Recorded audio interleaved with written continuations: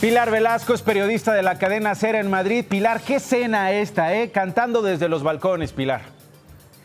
Desde luego, es la escena que al final pues une a la gente, demuestra la solidaridad y ayuda a superar esta cuarentena y esta crisis global que ha impactado sobre todo también por su rapidez, Nacho, porque hace menos que digo una semana, hace menos de 4 días esto era inimaginable. Estamos a 48 horas del estado de emergencia en España. Hoy es el primer día laboral, así que los españoles han pasado este fin de semana encerrados en sus casas, siguiendo las noticias, siguiendo la letra pequeña de en qué va a consistir este estado de emergencia excepcional y desconocido, algo que no hemos vivido hasta ahora. Yo creo que en algún país, en España tampoco. Y hoy, como te digo, es ese día, el primer día laboral. España ha amanecido con todos los comercios, todos los bares cerrados. Solo están abiertas las farmacias, los supermercados. Curiosamente también las tiendas electrónicas, por si la gente tiene que arreglar algún dispositivo, que ahora mismo son un material básico, y se puede ir al trabajo. Pero también el decreto obliga de alguna manera a las empresas o insta a que tengan que dar facilidades a sus trabajadores para que si pueden hacer el trabajo desde casa, lo hagan. Se ha reducido el transporte, al menos en un 40 o un 50%, dependiendo si es vía aérea o terrestre, y es un estado de emergencia que, fíjate, ya hoy lunes el ministro de Transportes ha dado a entender que no va a durar solo 15 días, que España no va a poder superar esta crisis en 2 semanas, con lo cual se podía alargar, y quedan medidas que vamos a seguir viendo. Por ejemplo, el ministro del Interior también ha dicho, Nacho, que cree que el cierre de las fronteras, el cierre total, es una posibilidad real, así que estamos en una fase de medidas extremadamente duras, sin conocer la fecha límite, y la gente de momento tomándoselo muy bien. El portavoz de Sanidad del Gobierno de la crisis de emergencia, Fernando Simón, sí decía hoy en televisión, en su comparecencia diaria que hace desde el principio de la crisis, que hay que aguantar psicológicamente porque los primeros días son incluso divertidos, decían, tienen algo de novedad, pero que un confinamiento es psicológicamente muy duro y que hay que estar preparados y para eso, pues bueno, hay que ayudarse un poco entre todos. Muy bien. Finalmente, Pilar, te cuento cómo está la situación en México. Tenemos 53 casos confirmados.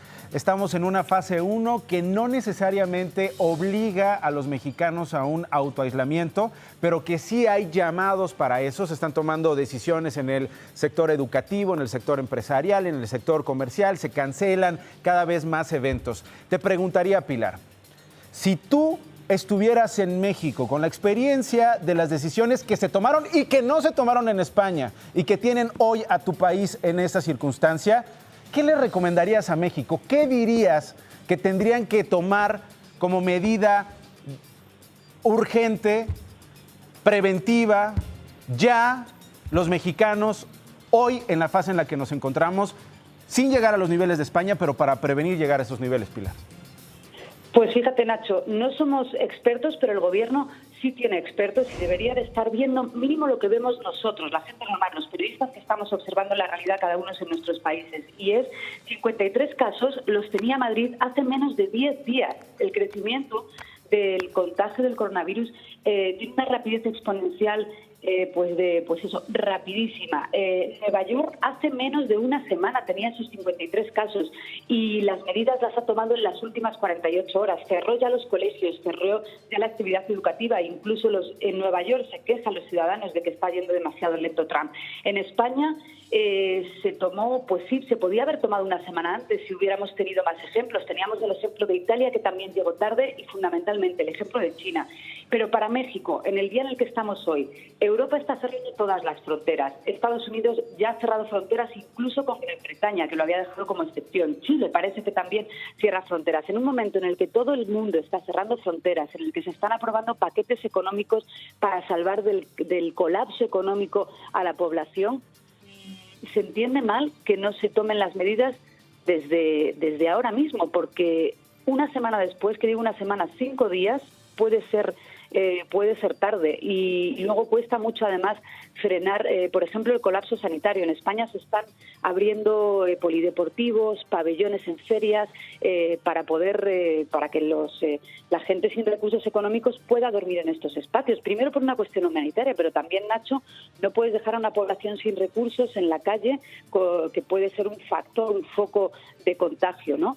Y ya esa es una medida que se tenía que haber tomado hace unos días, ¿no? Con lo cual, con un mundo tomando medidas a la velocidad de la luz como las está tomando, no se entiende que no se tomen, pues que no se copien las lecciones que pueden ayudar a México a abordar esta crisis. Así de claro, así de claro. Pilar, te agradezco mucho. Yo me quedo con esta reflexión de mi colega periodista de la cadena SER allá en Madrid, Pilar Velasco. Esto lo tenían en España hace poco más de una semana.